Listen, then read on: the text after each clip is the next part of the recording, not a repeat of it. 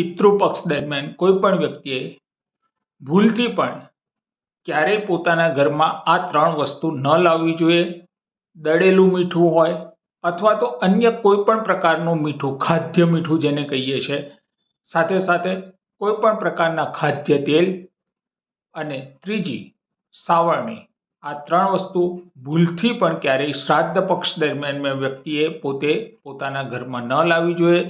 જો એને લાવવામાં આવે છે તો પિતૃની સાથે સાથે માતા લક્ષ્મી ખૂબ નારાજ થાય છે અને ઘરમાં, એ કુટુંબમાં ભયંકરમાં ભયંકર ગરીબી, દરિદ્રતા આવવાના સંપૂર્ણ ચાન્સ રહેલા છે।